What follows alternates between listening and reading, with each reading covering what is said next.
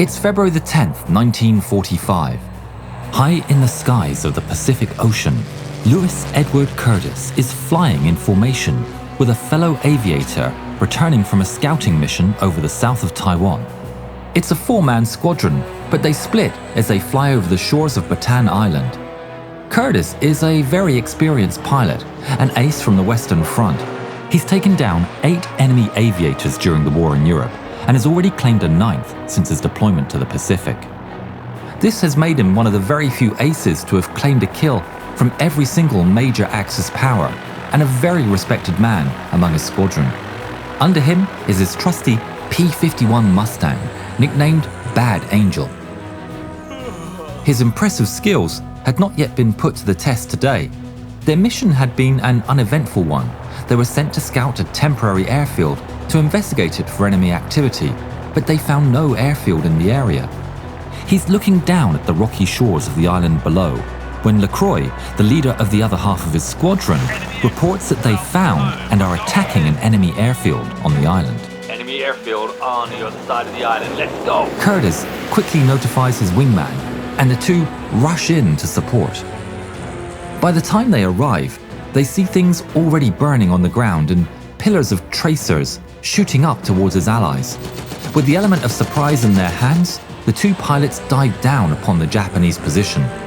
They fly through pillars of black smoke, strafing anything that looks important.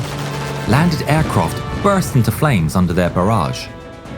Bullets fly past his canopy as the anti-aircraft fire refocuses towards him, but Curtis escapes untouched. Black puffs of flak explode around the squadron as they continue punishing the enemy, braving the anti-aircraft fire to take down another anti-air battery, another fuel depot. Lacroix is pulling out of a run when suddenly a flak shell explodes right next to him. I'm hit. He calls through the radio. Curtis asks Lacroix about his situation, but he doesn't respond. Lacroix, do you copy? Concerned, he pulls away from the attack, searching for his friend. He eventually spots him swimming in the ocean below. His parachute is floating next to him. Curtis orders a squad mate to fly high and radio headquarters for a rescue and for backup as he keeps watch over his fallen comrade. Minutes later, the squad mate reports bad news. Headquarters is unreachable. Damn it, back to base, man. I'll hang here for a bit. Curtis curses his luck and orders them to head back to base and to request an immediate rescue. The men obey the order, and Curtis is left alone over Bataan. The minutes drag on. Curtis fires sporadically towards the enemy airfield to keep them suppressed before going back to circling over Lacroix. Then, another aircraft unexpectedly wanders into view. It's something big and slow approaching in the distance. Curtis approaches to investigate, maybe even to shoot it down. At first, he thinks it's a Japanese transport, but he quickly realizes that that is no enemy plane. It's an American C-47, complete with American insignias. Curtis is completely puzzled. The transport's heading straight for the Japanese airfield. And worse, it drops the landing gear right in front of his eyes. Concerned, Curtis tries to radio the aircraft. X-23, you're heading to the enemy airfield. But he receives no answer. Was the aircraft lost? Maybe captured? Or could it be a defector? A million possibilities circle in his mind as he tries to radio one more time. X-23, do you copy? To the same disappointing result. He carefully maneuvers his P-51 in front of the transport, trying anything to make them change course. But still, the transport continues its descending path towards the enemy base. Desperate, he fires across the transport's nose. But even with that, they still continue their approach. Curtis is faced with a difficult choice. Should he shoot it down or let it land? He has no idea whether the transport is under enemy or Allied hands. His finger hovers over the firing button as he closely follows it through the sky. Fully aware that if he fires, the chances of survival of the people on board are slim. How is it that an American plane is coming into land at a Japanese airbase? Is it Japanese pilots or American pilots at the controls? He comes to realize that shooting it down is the only real option, Allied or not. Yet his finger keeps hovering over the button. The possibility of killing innocents weighs heavy on his conscience. With the time running out, Curtis takes a deep breath. He aims for the left engine and opens fire. The engine instantly bursts into flames. The Mustang's devastating armament makes quick work of the unarmored transport, but yet it continues to head for the enemy base. Left with no other option, Curtis aims for the second engine. He fires, and it tears to shreds.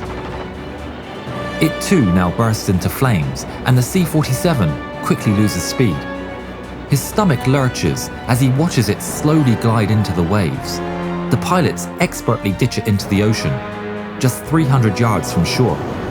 Miraculously, the skilled pilots perform a textbook water landing.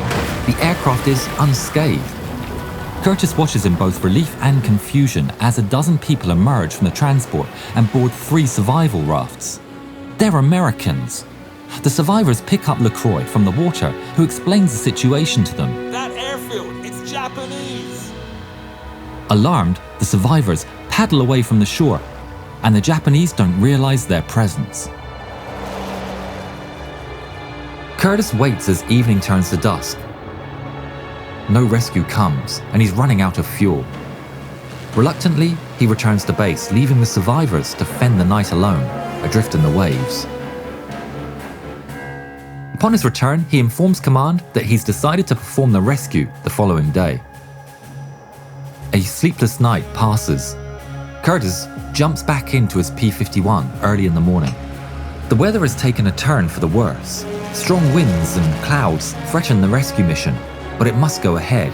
He takes off, escorting a Catalina flying boat through the turbulence. Thankfully, the sky eventually clears, and the survivors are spotted. The Catalina lands on the waves, and the rescue takes place without incident. All 12 crew and passengers, as well as LaCroix, survived the crash and the night unscathed. Curtis is shocked to learn that one of the passengers of the plane was Svetlana Shostakovich, a young American nurse he had taken out on a date just 3 nights prior. The pilots of the C-47 were merely lost, caught in bad weather. Their radio had malfunctioned and navigation was thrown off. Low on fuel and desperate for anywhere to land, the pilots misidentified the airstrip as Allied. Curtis had saved them from being sent to a Japanese internment camp. He was awarded the kill of the C-47, giving him the rare distinction of adding an American flag to his kill tally. He would receive the Distinguished Flying Cross twice, but for other actions throughout the war. Despite their rocky start, he married Svetlana just a year after the incident and continued to serve until his retirement in 1963. He lived a happy life alongside her and died on the 5th of February, 1995. If you haven't yet, please subscribe to the channel and please watch more videos of ours. Thank you.